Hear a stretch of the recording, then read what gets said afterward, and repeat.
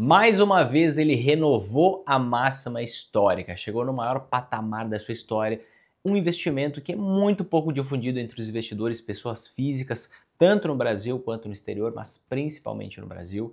Ele é alvo de muitas críticas, mas ele valoriza historicamente no longo prazo, no médio prazo, no curto prazo, inclusive mais que as ações americanas. Que investimento é esse? Qual o futuro desse investimento? O que eu imagino que deve acontecer com esse investimento que eu tenho há 10 anos? Comecei oficialmente a investir nele em 2015 e hoje, em 2025, eu ainda invisto neste ativo. Quero te mostrar isso com todos os detalhes, a minha visão sobre o ouro. Ah, Vinícius, eu já ouvi falar por aí que o ouro não rende muito no longo prazo. Mentira. Eu já ouvi falar por aí que o ouro não paga dividendos, por isso não vale a pena. Mentira, análise superficial. Eu já ouvi falar por aí tanta coisa que não faz sentido com pouco dinheiro investir em ouro, que isso é só para grandes investidores. Tudo bobagem, eu vou explicar aqui para você o porquê. Isso é fruto não de uma teoria, mas de uma prática de 10 anos, de uma análise de décadas que a gente pode fazer juntos aqui nesse vídeo, tá bom? Mas antes de eu começar a te mostrar a minha visão sobre ouro, eu quero saber a sua visão. Qual a sua visão sobre ouro? Vale a pena investir em ouro ou não vale a pena investir em ouro? Manda aqui embaixo nos comentários agora, não adianta assistir o vídeo e mandar no final. Manda aqui embaixo nos comentários agora que eu quero saber a sua visão inicial em relação ao investimento em ouro. Queridos, vamos lá, vamos falar sobre ouro aqui e vamos ver o seguinte. Ontem nós vimos a renovação da máxima histórica do ouro. O ouro chegou a bater aqui, ó, 2.800 dólares durante o dia de ontem, né?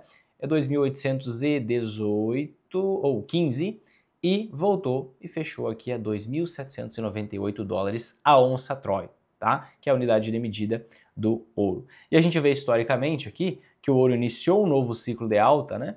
Em outubro de 2023, que vem sendo muito forte durante até hoje, são 50% da valorização em dólar, tá? 53,7% da valorização em dólar. Se eu quiser saber isso aqui em real, eu vou pegar o ouro e dividir pela cotação do dólar em relação ao real.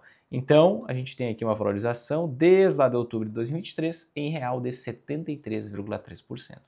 E pasme, isso aqui é uma valorização maior do que, inclusive, as ações americanas no período, né? Se a gente pegar lá do fundo até agora, a gente vai ver ouro 53, 54 mais ou menos, e as ações americanas 41%. Isso não acontece só no curto prazo, isso acontece no longo prazo também.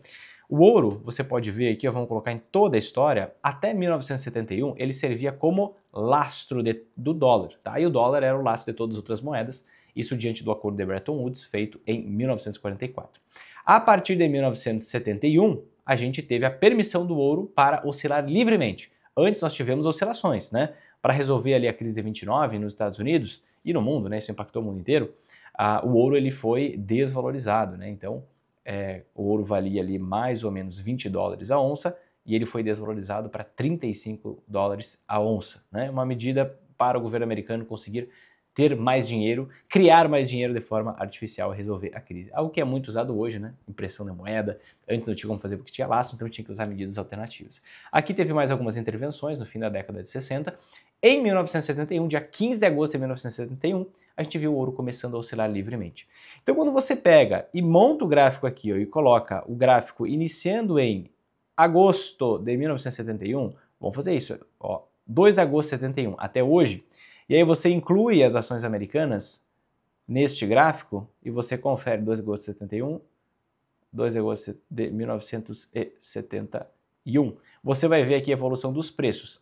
Saiu um determinado preço, chegou a 6 mil pontos, saiu um determinado preço, o ouro chegou a 2.800 dólares. Agora vamos colocar em termos percentuais, vamos conferir se está certo a base do gráfico, está errado, olha, pode mexer um pouquinho quando você muda. Então vamos voltar para agosto, aqui ó, primeiro, agosto de 71 até hoje, valorização do ouro, 6.723%. Valorização das ações americanas, 5.999%. E durante todo o período, você vê que o ouro valoriza geralmente muito mais que as próprias ações americanas. Então, fruto disso, queridos, presta bem atenção porque pode valer a pena investir em ouro, né? Estou te mostrando que no curto prazo rende mais, estou te mostrando que no longo prazo rende mais, que na maior parte de todos os períodos de tempo, graficamente eu te mostrei isso, o ouro rende mais que as próprias ações americanas. Te mostrei isso por meio deste gráfico aqui. Olha só, o ouro na frente despontando a maioria dos períodos de tempo, só ficou para trás aqui durante alguns anos entre 97 e 2006 depois durante alguns meses ali em 2021, 2022 e nunca mais. Essa é a grande verdade, nunca mais. Queridos, vamos lá. Por que o ouro está subindo tanto? Algumas pessoas que têm uma análise um pouco mais rasa, e tá tudo bem, porque são poucas as pessoas que estudam profundamente o investimento em ouro, tá? Elas te dizem assim, ó, o ouro valoriza quando o juro esperado nos Estados Unidos para os próximos 10 anos cai. O juro esperado para o longo prazo nos Estados Unidos cai, né? E quando esse juro de 10 anos ele sobe, esse juro esperado para o longo prazo nos Estados Unidos sobe, o ouro cai, né? Então tem um comportamento inverso. Só que aí essa galera olha para a realidade e se ferra, porque na realidade não é assim. Existem outros motivadores muito mais fortes por trás, tá? A gente viu aqui, ó, que existiu uma coincidência, tá? Entre o início do ciclo de alta do ouro lá em outubro de 2023 e o início da queda do juro de 10 anos naquele período, tá? Só que depois, olha que interessante, o juro de 10 anos voltou a subir, o juro esperado, o juro médio esperado para os próximos 10 anos nos Estados Unidos, a partir do início de 2024 voltou a subir e o ouro continuou subindo. Depois o juro de 10 anos caiu de novo, o ouro continuou subindo. Depois o juro de 10 anos subiu de novo e o ouro continuou subindo. Queridos, não caiam em análises superficiais. Você tem que entender a estrutura toda do investimento, tá? O ouro é um investimento carro-chefe da minha carteira desde 2015, um dos investimentos carro-chefe da minha carteira desde 2015, porque ele funciona como uma anti-ação. Um investimento que valoriza muito quando as ações caem, mas que também pode valorizar quando as ações estão subindo. Porque ele depende do cenário internacional. Não é só uma dinâmica de juros, é do cenário internacional, geopolítica importa, muita coisa importa. Você tem que olhar o todo ao invés de olhar somente juro e querer tirar conclusões precipitadas, tá? Então, cuidado com essa análise sobre juros de 10 anos, tá? Isso importa muito pouco. O que mais importa é o fluxo. Investimento é fluxo. Para onde está indo o dinheiro, aquilo valoriza. Se tem um fluxo de compra muito forte, aquilo vai valorizar. E hoje nós temos, né, basicamente um fluxo de compra muito forte de ouro. Por quê? Por conta dos nossos gloriosos BRICS, né, que querem destronar o dólar. A questão da desdolarização, um sonho mágico, um sonho distante, que não está dando certo, porque o dólar vem sendo usado como o principal, mesmo antes das ameaças do Trump, tá? O dólar vem sendo usado como o principal meio de pagamento voluntário dos países, tá? Está no nível recorde nos últimos 10 anos nesse momento. Não está dando certo, mas é a tentativa. E o que a gente vê acontecendo? Olha só, a China vem reduzindo, desde lá de 2014, reduzindo o quanto ela tinha de títulos públicos americanos. E acelerou, veja, ela vinha diminuindo, né? Então vendendo títulos públicos americanos que ela tinha como reserva. Tá? A partir de 2022, guerra Rússia e Ucrânia, começaram a vender de uma velocidade maior. Continuam vendendo até hoje. Tá? Agora estão vendendo um pouco menos, 2024 vendendo um pouco menos, mas continuam vendendo e diminuindo a exposição. Tinham aqui 1 trilhão e 300 mil dólares, tá? em 2014 e agora tem menos de 800 bilhões. Tá? E o que eles estão fazendo com esse dinheiro? Para onde está indo? Justamente para o ouro. Olha só, a reserva era quase zerada até 2015. A partir de 2015, a gente viu um aumento muito grande e principalmente a partir de 2022, um aumento muito forte no volume de reservas de ouro, tá? Por parte da China. China é a principal economia dos BRICS. Você olha para a Rússia, mesma coisa. Veio aumentando as suas reservas, né? Tranquilamente. A partir de 2019 acelerou, guerra comercial Estados Unidos e China, né? A partir de 2022 acelerou de novo, né? E tanto a China quanto a Rússia estão em nível recorde de reservas de ouro. E vários outros países, aqui eu peguei mais um exemplo que é a Turquia, né? Turquia vinha praticamente lateralizada até 2019, aumentou um pouco por conta da guerra comercial Estados Unidos e China, e agora, depois dos 22, 23, aumentou ainda mais, tá? Também por conta da crise inflacionária que eles passam por lá. Isso aqui é bem preocupante, o cenário turco, né? Então, todo mundo, os bancos centrais aumentando o seu volume de reservas, tá? Por que eles estão fazendo isso? Porque, de fato, existe um fator muito importante que se chama dívida pública americana. A dívida pública americana, assim como a dívida de todos os países, essa linha preta é a evolução da dívida pública americana, tá? A dívida de todos os países, ela é impagável, queridos. Não tem como pagar a dívida do Brasil. Não tem como pagar a dívida dos Estados Unidos. Não tem como pagar a dívida de praticamente nenhum país do planeta Terra. Então, o que acontece? As economias, os países, eles começam a imprimir dinheiro para rolar essa dívida para frente, rola a dívida para frente, rola a dívida para frente, vai jogando para frente essa dívida, sempre empurrando com a barriga, mas não tem como pagar, tá?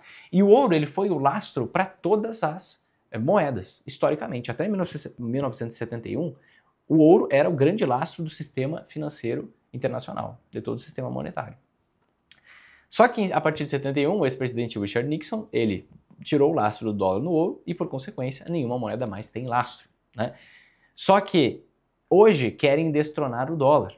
Por quê? Todo mundo tem medo que os Estados Unidos não vá pagar sua dívida, mas a grande verdade é que nenhum país vai pagar sua dívida, não tem como pagar, é impossível pagar, essa é a grande verdade, tá? Mesmo com reserva estratégica de Bitcoin, mesmo com isso, o volume de dívida é tão grande que não tem como, tá? Assim sendo, então você olha, o crescimento, a velocidade do crescimento da dívida, a velocidade da evolução dos preços do Bitcoin, seguindo a lei da potência, seguindo várias coisas, não tem como pagar. Você pode atenuar, você pode estacionar por um tempo, mas pagar, resolver o problema, não tem como.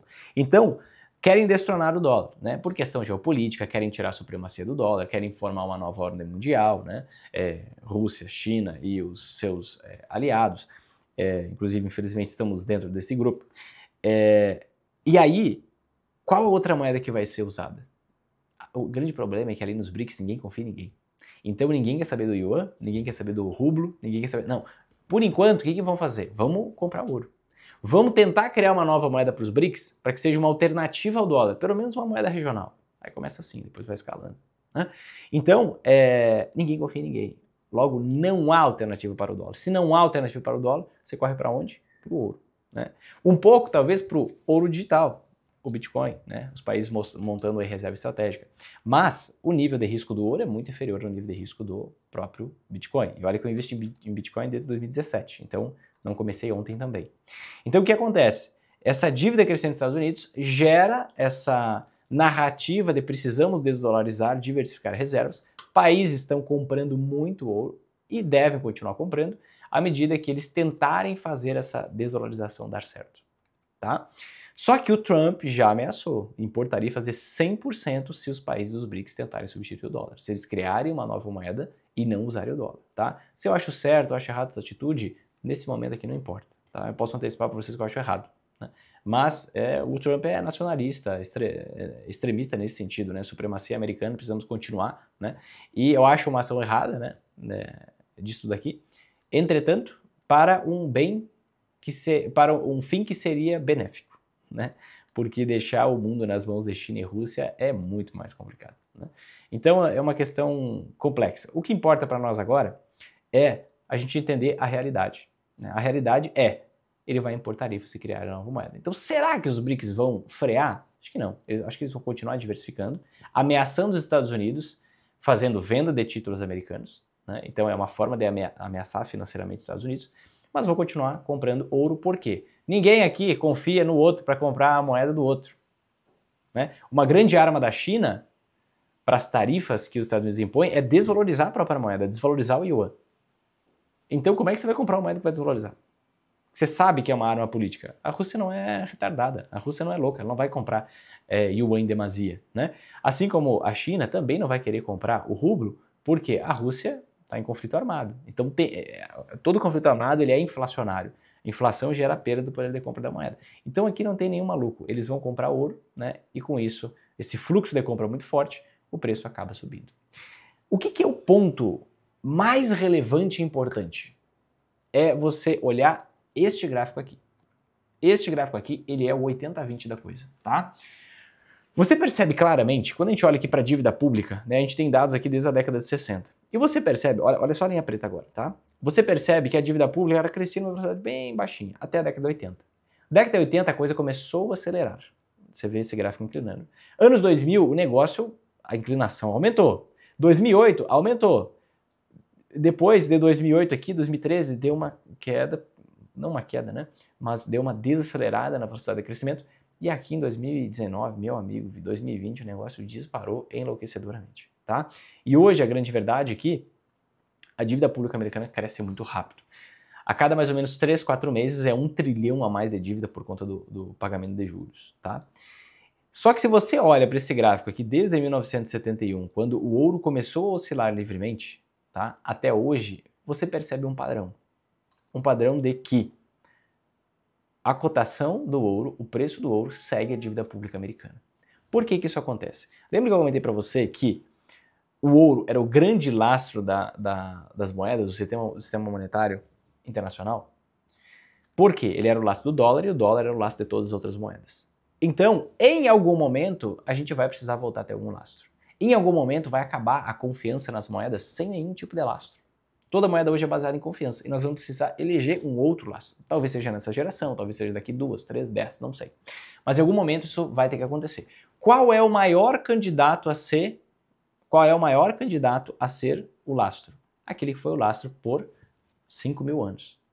Porque existem dados de que antes mesmo de Cristo, o ouro ele era usado como moeda de troca, como reserva de valor, como um lastro das coisas, né?